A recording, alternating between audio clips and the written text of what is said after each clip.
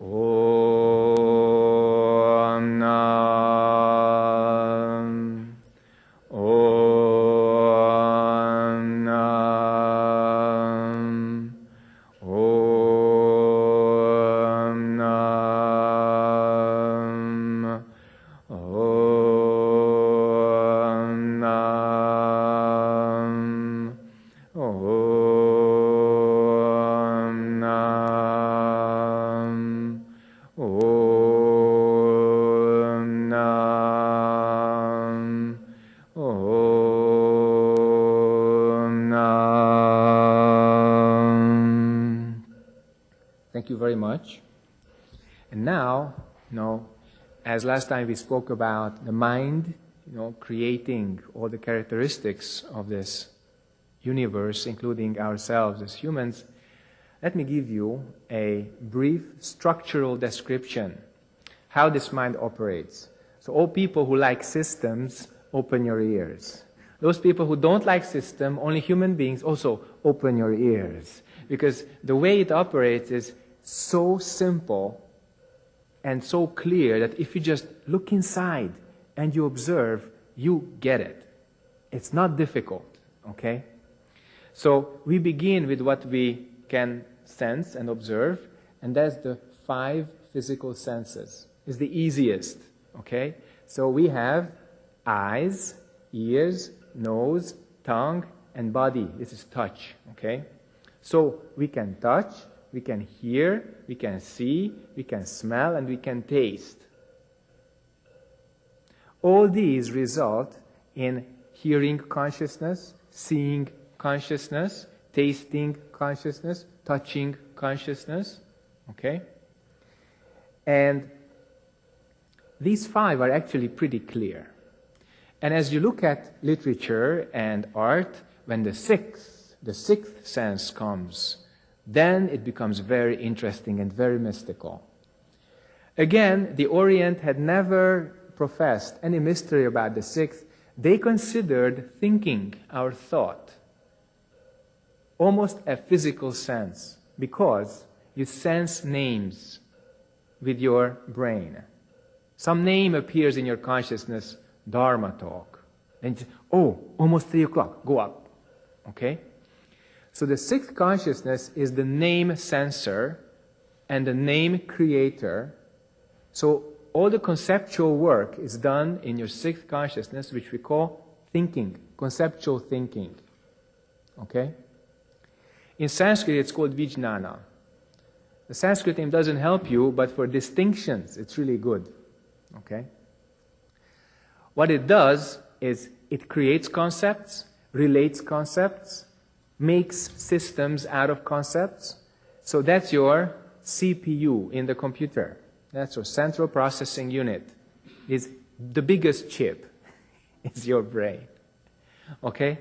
And it's a very important point that it moves around the names. It puts the names onto phenomena. Without thinking, you wouldn't be able to say, this is a microphone. Because you see it, then as we go on with this lecture, you will see that it has some stored information. I've seen this microphone before, or similar things, and we used to call it microphone, so this time I also call it microphone. This is a very fast process, very quick. So we address things. We put labels on things with this sixth consciousness. Also, we analyze them. So all the logical conclusions and all philosophy and everything is created with this thinking. And if you die, then you lose the 5 senses plus the 6th, which is the brain, and you cannot consciously think.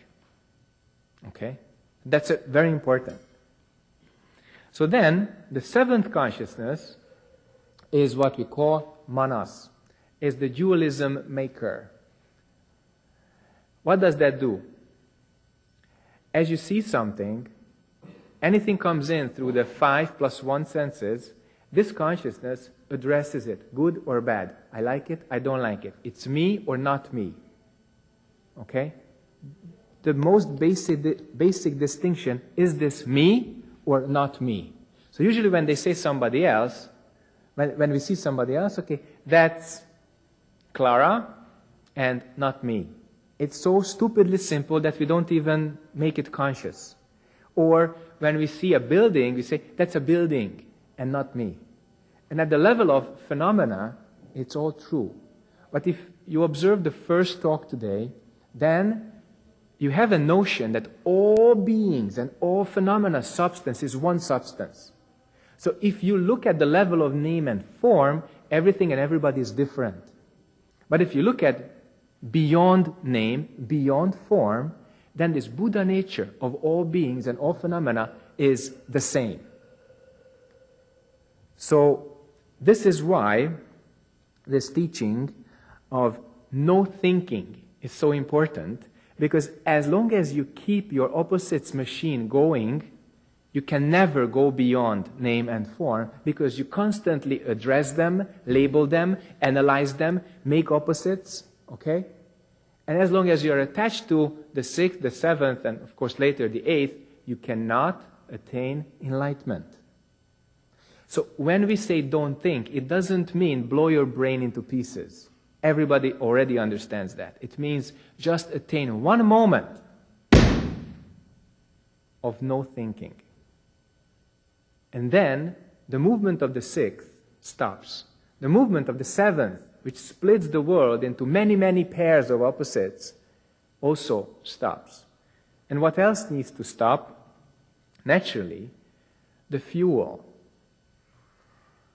What kind of fuel does this need? Does this kind of process need? We call that memory. So the eighth is the alaya vijnana, is the big storehouse. And this huge storehouse contains all the sensory information and all the data from the sixth and the seventh. It's all stored in the eighth. Have you ever had a déjà vu? I guess so. So that means your eighth consciousness talked to you. I've seen this before. Okay? And déjà vu is very interesting because it seems like an isolated thing. In fact, we constantly have a déjà vu. Why? Because whoever you didn't finish your karma with from your past is here. Whatever business you didn't terminate because you didn't complete is still your job. So you constantly revisit your past karma in this moment. So many, many people ask, Sunim, how can I get back to my past life? I said, why do you want to get back there? Oh, it would be so interesting to find out what I did, what I was. And then I say, look, whoever you had some business with, they're still here. Whatever phenomena are important for you, they are still around you. Whatever, leftover you have, whatever indebtedness you have towards this world, you are still doing it. Okay? So don't look in the past for the true origin. It's not there. It's right in this moment. Because you still carry your karma with you. And all this karma is stored in the eighth consciousness, or alaya vijnana, and kind of tuned or distinguished, sometimes even discriminated by the seventh, or polarized, better say, by the seventh. And then it gets all combined by the sixth, and the five sensory, perceptions, the five senses are the gateways. Okay? The gateways or the ports, where these data go in and go out. So the whole system, we say human being, is actually very, very simple. None of this is your true self. None of this is your Buddha nature. What is it then which we can call Buddha nature? Again, we know Buddha nature is a name and originally does not exist as a name or a form. What is really, really interesting, that as you hear this, all your 8 levels of consciousnesses, all the 8, they function. Not only that, there is something which observes this. Something which perceives memory. Something which perceives distinction. Something which perceives thinking. Something which says sight, smell, taste, touch, object of mind. Okay? So we call this clear mirror consciousness, or Buddha nature, or mind beyond life and death. There are many names to it, but originally no name, no form. Okay? So if you like, you can call it the ninth, but it sounds a little strange. Let's say it has no number. But anything which appears in your mind, anything from the 8 levels is reflected by this. That's what makes us human. If we didn't have that, we would not be different from animal. Even having that, sometimes we are not different that much from animal. Okay? Because we don't use it. If we don't use our Buddha nature, how can we have compassion? If we don't use our Buddha nature, how can we have clear insight into cause and effect? How can we really perceive the world as it is if we don't use our basic human faculty of clarity and insight? Okay? Since we have this faculty, we can get enlightenment. We can save all beings. That's our major human characteristics, which makes us different from the rest of the 10, actually the 6 realms, the 6 suffering realms. Okay? This is a very important point. That's why the Buddha said, only if you are born in human body, then you can get enlightenment. Above, too good. Below, too bad. Okay? So animals, you see them, you know, they remember. Animals also remember, so they have the 8th. Also discriminate. So some dogs don't eat even the best food that you think of as good food for them. Some dogs and cats, very picky. You spoil them, they become so picky, like a spoiled and naughty child. Okay? Okay, so animals, they all have the 1, 2, 3, 4, 5, 6, all the 8 that we talk about, but they cannot reflect. So if you cannot reflect, then you cannot change your karma. Okay? If you cannot change your karma, then you are just a robot, or almost like an animal. If you look at human beings in these terms, how much we reflect, and how much we actually change our karma, our common output as 6.3 billion humans is not so good. We could really improve that. How can we say not so good? We just said don't make opposites. It's very clear. If you look at the amount of suffering that we create, that's the output. If you ask human beings, do you want to suffer? No, I don't want to. So why are we doing this? Answer, we do not see what we are doing. It's as simple and brutally simple as that. If we saw what we were doing as a group, again, 6.3 billion humans, don't think of smaller than that, okay? Just common group karma as human beings, we would act differently. Because nobody wants to suffer. But why do we do that? Because of this major blindness or avidya, not seeing, as the Buddha called it. That's the root of our ignorance. This ignorance believes that the world has opposites built in, and based on that, we make desire or anger. So this machine of suffering starts. We make it. We operate it. We drink the bitter juice of it, okay? But we don't seem to be able to stop it. For one reason, and one reason only. We do not see what we are. We do not see what this world is. And we do not really see cause and effect. Instead, we follow our own ideas.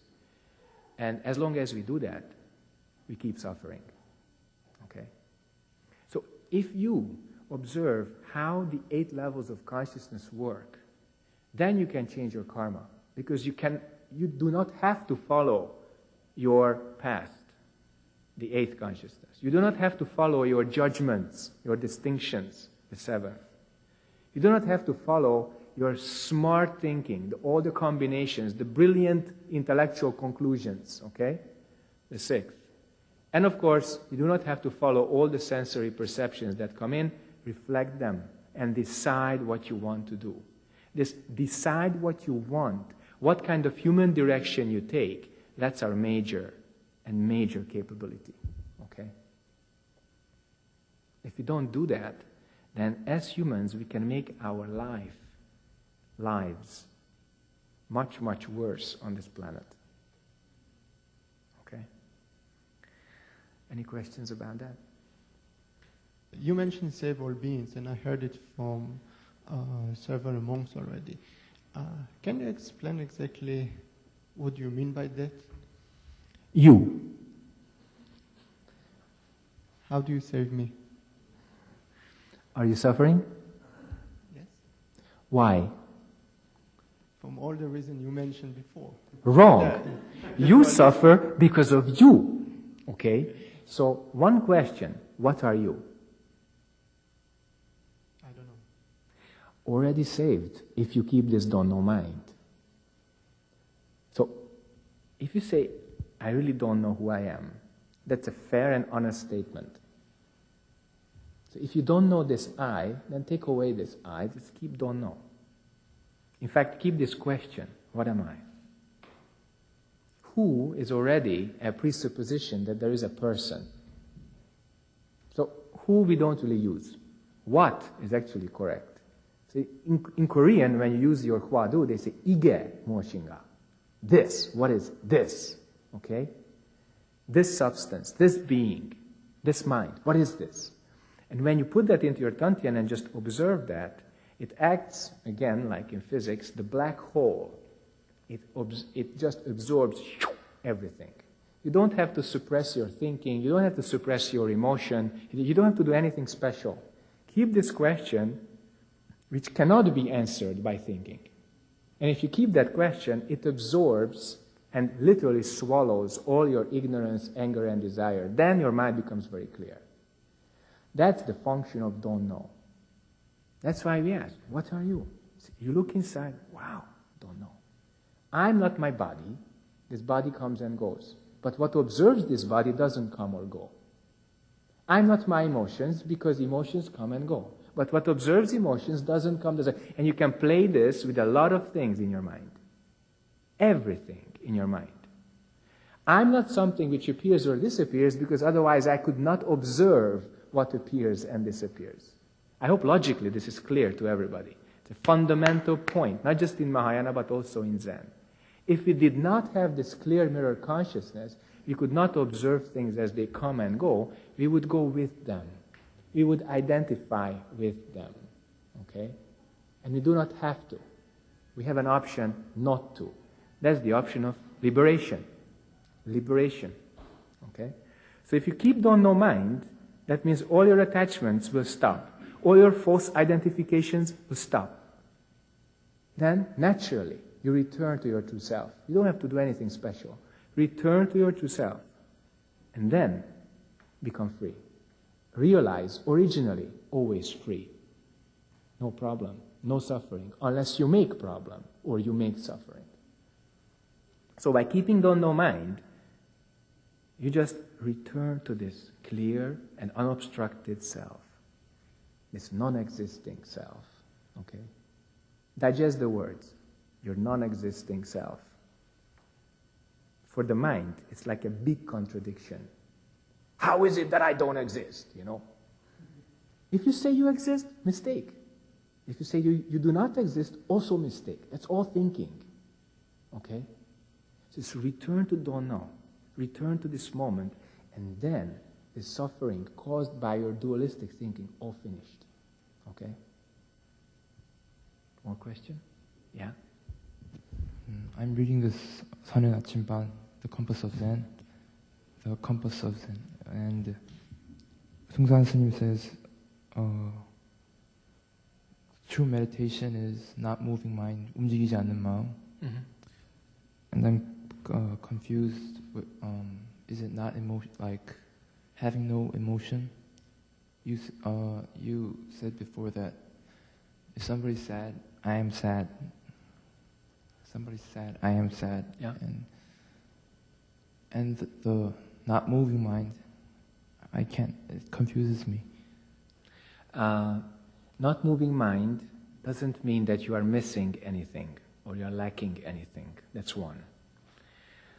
Two, what it really means is that you're not attached to anything coming and going. And if you can do that, then you can follow correct situation, relationship, and function. So when it's time to have emotions, you have emotions. When it's time to get rid of emotions, you do that. Moment to moment, keep clear. Moment to moment, help all beings. That means, if thinking necessary, whoa, thinking appears. When it's not necessary, don't think just to yourself. Sometimes you see people who are walking alone in the street, and they keep talking. They talk to themselves. Okay? That's a little bit, we say, crazy. But so many people do that it becomes like a natural social phenomenon. Do you see animals just talking to themselves? Dogs are barking to themselves? Or birds are just chirp, chirp, chirp, and there's nothing and nobody around? No. They all respond to something, either to the time or nature or other animals. So, if you are attached to emotion, then you're caught by your emotion. If you're attached to no emotion, that means you become like a flat line, total flat line. Also a mistake. So, return before emotion. Return before thinking. Then, when your mind mirror becomes clear, you see very clearly, emotion necessary or not. Then, when it's necessary, have them. When not necessary, don't have them. I tell you an example. We had Hengja training exactly 10 years ago in Hwa Gye Sa. And our teachers, our monk teachers, were super. I was really fortunate to go there. And of course, with us, Hengjas, all in brown clothing, they were tough, but also compassionate. Disciplined, but not too tight. And once, there was a little kid who just strayed off from mother. Korean boys are really reckless, you know that. So he was like 6, 7. And we had a kind of restricted area, which is just separated by some thatch fence. And the little kid found a door on it. It was not so easy to find, but he was pushing against it. Found and just ran up to our porch. And we are sitting in there in the afternoon, listening to the actual lecture or Dharma talk. And the little kid appears on our porch, stomping with his little feet. So one of our monk teachers went out there, and they met right next to me. The door was open.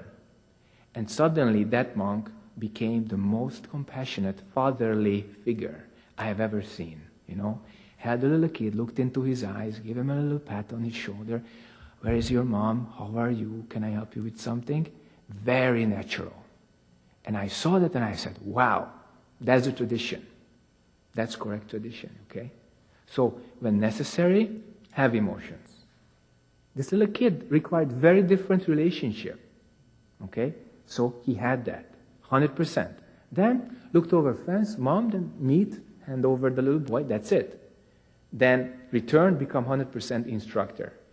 Then, as I heard they went back, teachers into their room, they became friends.